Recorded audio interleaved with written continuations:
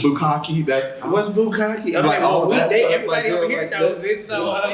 Hello to whoever you are, wherever you may be listening, and welcome to This Is Your Moment podcast, hosted by TiYM Network. I'm Ty Valentino. I am Kelvin Taylor. I'm Tyree. TiYM.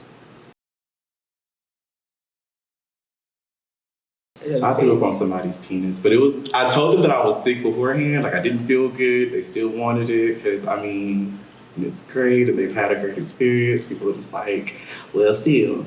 It's kind of like a girl being on her period and they still feel like, how. So it happened. I got up. I said, all right. Like sick as in like you were like just hungover sick or I just did not feel good. Like I actually was sick. Oh. Yeah. I fell asleep sucking dick. Mm-hmm. I was drunk, so it was just tired. It gave very much it's over with. So you just stopped mid? Yeah, we finished it the next morning. That's crazy. Yeah, ditto. I also threw up once because I got sick from something I ate. It was like seafood, so I was like, that was just kind of like embarrassing at that point. It was like, yeah. My first experience probably was I threw up as well, but it wasn't because my throat couldn't handle it. But I was just really nervous. Like been my first time. Everybody like that I knew that I was gay or whatever had told me these crazy stories, like it's gonna hurt, all that type of stuff. So I was psyching myself out so bad I had to stop and run to the bathroom and throw up.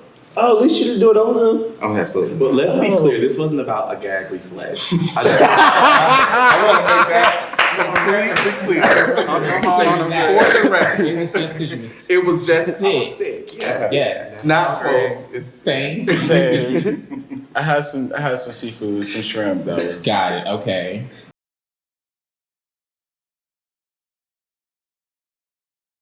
Dominate. You said it very quickly. Yeah. Explain. I'm not like I feel like I'm in control everywhere else in life. Sex is like one of the best places for me to just let go. So yeah, just throw me around. Wow. Take it to the head. Literally. Yeah. But don't fall asleep this time. Yeah, no. If you're doing it right, baby, I can be up.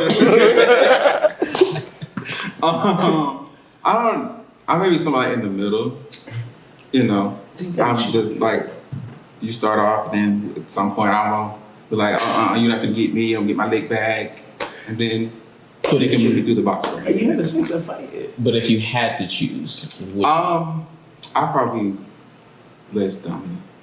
Okay. So you want to be in control. Yeah, absolutely. I don't know. I don't think I could choose. No? So what determines when you are in control and when you're not in control? Depends on the stroke. Oh. That matters. Okay. So you have a determining factor. So if it's maybe not giving, then I have to be Do all the work. Okay. But if it's giving, again, you can put me through the box frame. Okay. Ty. So I'm out. So naturally, I'm in the middle, based off of energy. But if I had to choose one, I think I would be to be completely dominated by somebody that is intentional, knows how to dominate, knows how to please. Like, because I mean, I'm also similar where it's like if I need to spice this up to make it a little bit more interesting, like I can take control and like lead or guide, but like someone where it's just natural, where you can just enjoy the moment. Okay. I naturally prefer to be dominated because very similarly, I lead and take control in kind of like every other aspect of my life. And so that's that, and like my personal relationship is the one where like I would want someone to lead and take control and things like that. So.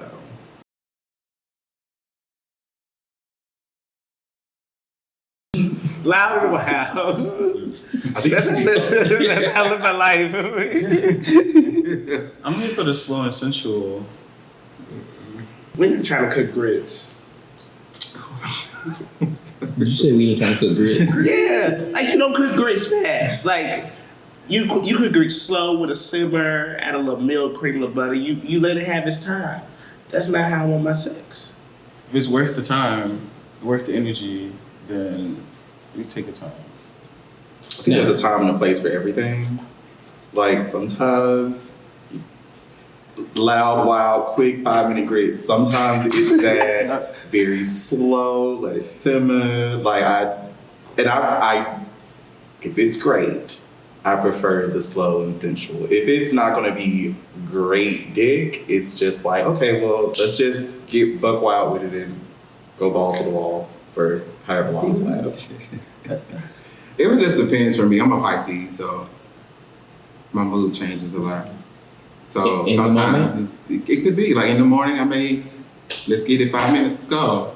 Or sometimes I may wake up on a little slow scroll. So it's just depends.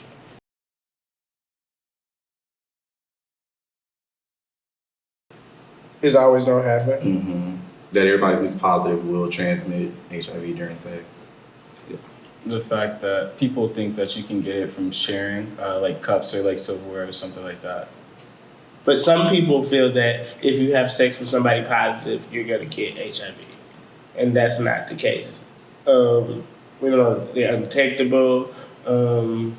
Are you on PrEP? Are you using condoms? Like it's like that broad span of things. Even just in sex in general with gay men, you're gonna catch AIDS or HIV and die. It's just. I think it's an education exposure thing, specifically for like different communities are not educated in any kind of way on HIV. Like I come from a town where when I was diagnosed, I went to the clinic, and at that time, I can vividly remember that there were people who would sit outside the clinic and take pictures of people going into the clinic to post them on social media to say that this person has HIV. It never necessarily happened to me, and I guess that is because I was kind of a good person to people. But I saw that happen to people. So what happens then is you have people who don't go and get tested, who don't go and take care of themselves because they don't want to get caught up in that. And then that ignorance just continues to just be and to just live. So when I think about like the misconceptions, I really believe that it just starts there. Like there are so many people in my hometown who weren't as exposed to it or didn't feel like it was as close to them until I said like, hey, you guys, like this is what it's been. And it took a long time for me to get there publicly. Like my friends and family knew, but just like to tell there was a reason behind it. And so like I saw change there. But So they just sat outside and took pictures. oh, of absolutely. Ain't that like a HIPAA violation? I mean, you're sitting in the parking lot. Like I'm from the country. Like this is what people do. They ain't got nothing else to do. They don't have nothing else to do. No, everybody don't work. In the country. They don't work. It's not even Monday about through work. Friday, 5 days a week until. But to the do clinic that in your closes. spare time, but to do that's what you. But That's crazy. that's why I say like if it was a thing to give up, it would be social media because even one, it's just not that big to me. I'm not a Facebook girl. Yeah, Twitter's just for women's basketball, to be quite honest with you. But like I can go into that echo chamber of my hometown when I get on social media and see it's the exact same thing. It's just trying to get some type of engagement and mess, and all that we know is like small town drama and gossip, and so that's why they do that. I think, yeah, just like the stigma around it socially, but also just like understanding that there are a lot of preventatives, like everyone has already stated, that kind of go into the fact of even if you are vulnerable to contracting HIV.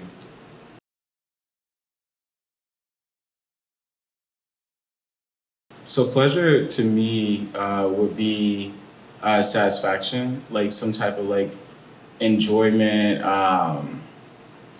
relaxation, relief. It's a feeling of peace. It's like bliss in a sense. It's like a space of not having anxiety or worry, but being able to be completely at ease and content with whatever you're engaging in. It's like, yeah. I think when I think about what is pleasure, I think like dopamine. Like it's just a feeling. It's just something that you experience and you like. Whatever that may be. And so yeah, that's pleasure. So you're saying it's a high for you? Yeah, it's a high. For me, pleasure looks like you said, satisfaction. Like, I want to leave feeling good about myself. 'Cause I already have low self-esteem. I wouldn't say I have it, but I've had low self-esteem as a young child, being heavyset, big boy. I didn't feel attractive, so if I did find somebody that wanted to link up with me for me, I want them to make me feel like they appreciated my body as what it, I brought. So yeah, making me feel good about myself. I'm there.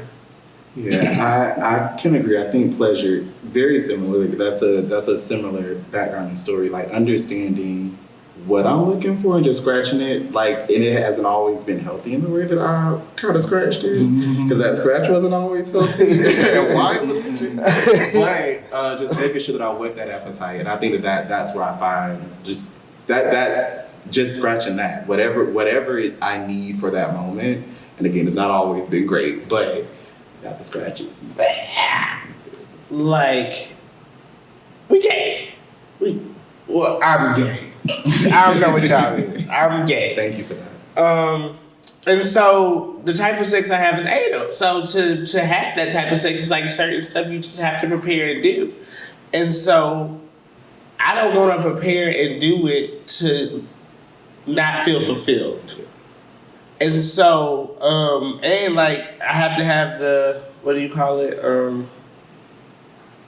The push, the reasoning to want to get ready for it. Mm-hmm. So if I don't have that from the beginning, then we won't get to the end game because we won't even start. So I have to actually want to engage in this activity, if that makes any sense. So. To me, pleasure plays a big role in like my wellness and sexual health. Just because I think there's an avenue for. So I mean, I find a lot of different things pleasurable. So I grant myself an avenue to like indulge in different things in a safe way. But but I still. What I find pleasurable, someone else might not find pleasurable. But with that, I lead with my health. So making sure like understanding the risk, understanding like okay, if I'm gonna do this, then what's the next steps? Like how do I make sure like I'm gonna protect myself, or like, making sure I get tested often. Just like also understanding who I'm engaging with, even if that's just a conversation, like even if that's just like a general conversation, but just like being responsible for my health and also like what I find pleasurable. Yeah, for me, like I was speaking on earlier about making me feel good about myself, of course, my well-being with pleasure. I had an experience with this guy. Like I enjoy giving oral. I like giving head, and he knew that or whatever. So he texted me, we hadn't talked most of the day, I think. And then he just randomly texted me out the blue, like the next day. He was like, come suck my dick. And I was like, that kind of made me feel like cheap. So I was like, no. He was like, that's the first time you didn't respond to me.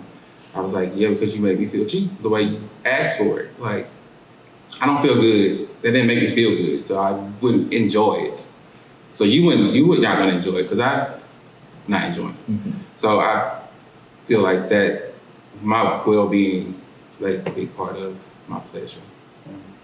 Yeah, it absolutely does. When I think about like well-being and sexual pleasure, it is like all aspects of like how I'm about to be pleasured. It's from the preparation. Do I really want to take this time to do this? Do I feel like eating certain things today? Am I going to go to a Mexican restaurant? Because I might. But it's all of those things that encompasses like, if I'm not going to enjoy from the beginning, from prepping myself and making sure, because it also feels good when you know that you're walking out the house and like everything is just good. I ain't even got to do it in 30 minutes to an hour. I got some time to just like be a bad bitch and know like when I'm ready and whoever I decide to give it to is about to like get this thing, and it's all just it's all prepped and straight. But Dushed also and dangerous. Dushed and dangerous. Yes! But also, like, how do you make me feel? What is the, like, who am I about to do this with? Because I've gotten messages like that, and that does not feel good. When I know that all you're looking at for me is just that, bitch, absolutely not. Because I know I'm so much more than that. And I know sex is fleeting, it can be, but I like to build relationships with people. And if I don't feel that, and if you thought that you ran game on me that first time because we had a connection and you got it, and then all of a sudden you just come suck my dick, nigga, I don't know who the fuck you thought you were talking to, but not Tyree. Well, mind you, even with him, we had already been fooling around or friends for like. Oh, it can be them too? And it was just like out of the blue, you just asked me. Oh, yeah. Like, there's an what ex of changed? mine that I love to pieces. That nigga will never, ever again. And he knows it's because you got disrespectful. You got cocky. And I don't find that sexy. Other people may think that that's cute. I don't think that shit cute.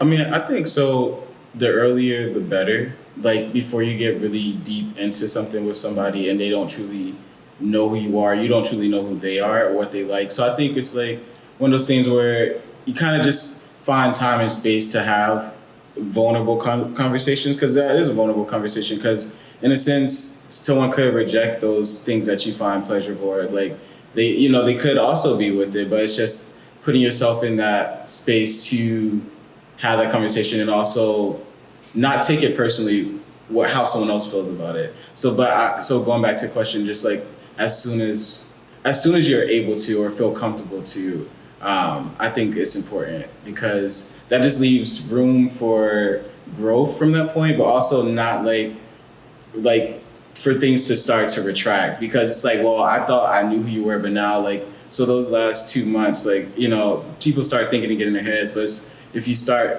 even if it's just like, hey, this is something I'm interested in, we may not engage in it, but I just want to be transparent with you, and I think a good person will be able to take that and be able to work with that, rather than like finding out something from somebody else, or like because you had to go behind someone's back to do something, but so yeah. I want to say it doesn't necessarily mean that they're a bad person if they don't. They just may not have been exposed or educated on it yet, but I also agree just early. If you are actually thinking about dating somebody, not just having sex with them, then just that early conversation, like that should be a part of a dating conversation. Like if we're going to be sitting at a table eating dinner, like let's have some real talk. Or walking in the park. Or walking in the park. Like let's have some real conversation and not just we're out here. What's your favorite color? So we're all establishing or getting the sense that you're agreeing that it should be at the beginning or earlier on. Yeah. But given that that's where we are, how would you start that conversation? What would be the way to get to that point? Since it is early on, do you think there's a certain way that should happen or be said, or? I mean, I don't beat around the bush, because when you beat around the bush, you squash the berries. I think you should just jump into it. Just jump into it. I think it depends on the person, right? Because everybody's different. Because you don't want to spring something on and they take it the wrong way or misconstrued. Like it's like, oh, you're trying to set this up tomorrow. It's like, no, I'm just trying to have this conversation. So I think for me, like the approach would probably be like, I enjoy walks. I enjoy nature. So like, I'm a fool for like going on a trail or going to a park or something and just having a good conversation. So I would just be like, hey, I wanted to talk to you about something. I just want to be fully transparent and just let you know kind of like what I'm interested in. Just, so we can be on the same page and it's not a shock later on in our connection. We can also figure out how to navigate with it. And honestly, just me being transparent, I was in a 5-year relationship with someone. We had completely different like interests and like fetishes and stuff. And it was like in the beginning, it was like, okay, well, maybe we could work towards that. But like, I even had that conversation, but like realizing that we were two different people, kind of like, but it was like, it happened later on, I was like, not everybody's going to change. Not everybody's going to be interested in the same thing, but it's like giving that space for like the transparency and for the growth to be there. Yeah, just like he was saying, depending on the person. Because I feel like if a person may do content, somebody's going to automatically start with that conversation about your status and all of that. Okay. I would say, No. well, I'm older than y'all, so No, I'm just saying, I'm younger people probably wouldn't care. No, I'm just saying because you said content, when you said they create content, I automatically thought about like a lot of all that goes out the window because people feel like I've seen you naked already. Like I already know what you be doing. I saw what you did with this, that, and third. Mm-hmm. So so that conversation maybe never be a conversation. There's already an assumption. Yeah, because of it's the industry that you're in. Yeah, because of where you at. This is a But thing. But that's why I say That's that's going to possibly be a question that comes up. Yeah.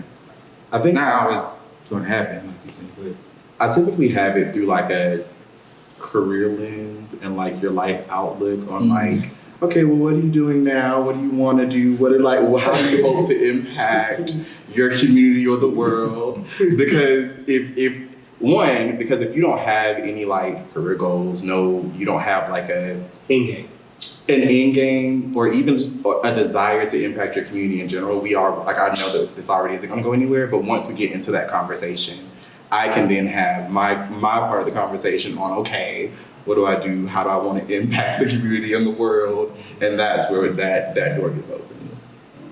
And I mean, even going back to like, some people may do anonymous content too, so it may not even you may not even know what they do until you find out what they do. So I think that is important, like even, just being transparent. Yeah.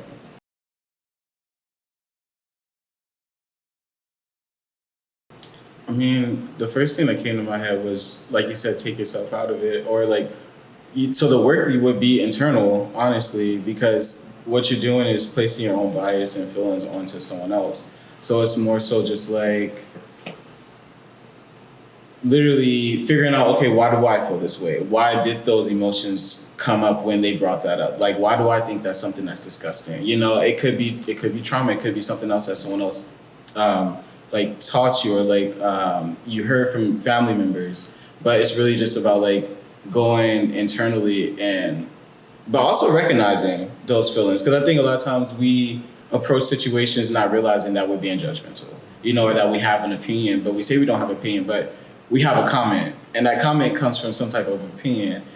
So I think it starts with internal work and figuring out why does that look like that? Why does that look like that for you, or feel like that for you? I agree. It's internal work. Like if you don't care what people think, you don't mind just owning your narrative, whatever that narrative is, whether that's sexually, just in any aspect of that. Yeah, that's kind of where I land with sex positivity conversations, because I also think that sometimes the conversation be scaring the hoes. Like the conversation sometimes goes so far that people are just like, oh, I'm not in that realm of like what y'all are talking about or what y'all are doing. But so the framing of the conversation can be a bit much. It turns into like a us versus them. It turns into, all right, we gonna hand dildos to each other. We gonna slap them with each other because we're having a sex positive conversation. Well, no, that's not what we're doing. But yeah, I would say your delivery matters as well, because we can disagree, but that doesn't mean your disagreement has to be rude or in a bad sent to me in a bad way. So that makes delivery and tone is very important. Because you can say, I may not like this purple on you, but you are working this dress. You know what I'm saying? You can still I still can make you feel good about wearing purple, even though I don't think you look good in it. I'm still gonna amp you up and pump you up, because I'm gonna let you know. But I can deliver that in a way. In a way you that don't hurts your rude. feelings. Like what's the grandma say? If you don't like me, that's fine, but you don't gotta be rude about it. So okay, I'll take that. But it's also about the fact how do you get this comfortable to talk to somebody about stuff like that if you already don't see eye to eye on the surface of the stuff? So the first thing was like a safe space. Like if that person is not a safe space for you, then maybe Yeah, sure you wouldn't have even be having that conversation. conversation, right? Yeah. But- So like, Yeah, I mean, but I think if you're just talking about in a general sense, like if we're having a open forum, you know, we're just talking about sex positivity, and you don't know who's sitting across the table, or, you know, around the table. Like I think this is like that's a general way to like approach it. Is just like looking into yourself, you know, because you may say something, you may say like I like to be tied up, and someone across the table like, oh, that person's crazy, you know. But it's like, why do you think that's crazy? But that person that said that comment needs to do that work, not the person that enjoys. Yeah. But also, when we have the conversation to talk about you now liking Well, being sex tied pos- up, like maybe we're just talking about the avocados. We're talking about sex positivity. Well, well, yeah, that's what I but said. did it get to that point before somebody just blurts out, well, I like to be tied up and whipped and chained, and Maybe we were that's- just talking about. I think from the question said we're supposed to be able to just jump into it. You're supposed to be able to just jump into it. Listen, Jump. ease me in. That's why I like it nice and slow. People be jumping around, So, and like, girl, icebreaker first. correct. Like, let's get there. Don't just go all the way into we come guzzling and I don't know if that word is bukkake. Is what the Bukkake. Bukkake. That's What's bukkake? Okay, Like all well, that they, stuff, everybody like, over girl, here like knows this. it, so enlighten me. Hold on, Thank you come so back. much for a conversation.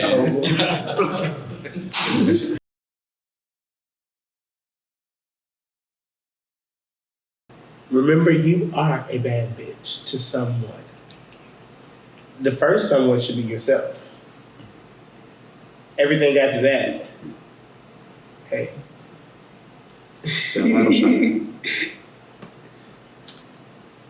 I think for me, I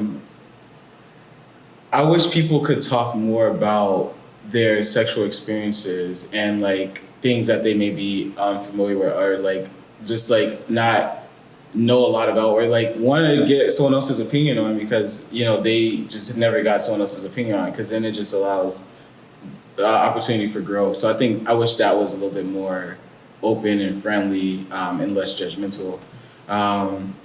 And I want to ditto what you said. Just like remember that you are a bad bitch, and you should be a bad bitch to yourself first. Yeah. I wish people would talk more about how your mental wellness and mental health impacts sex, how you have sex, how you look at sex. Because I think that there's a lot to unpack there from in our community specifically. I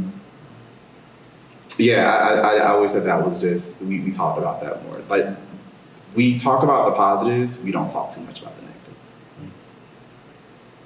Yeah, I agree. More safe spaces to have those types of conversations. I grew up in the 90s, going back to that. So I didn't have those spaces. So I'm getting to the point now that I'm able to have these conversations, because I really enjoy them. I really do. I'm learning a lot of stuff I probably should have learned back in my teenage years. But having these spaces for people, even no matter the age, we definitely need to have those.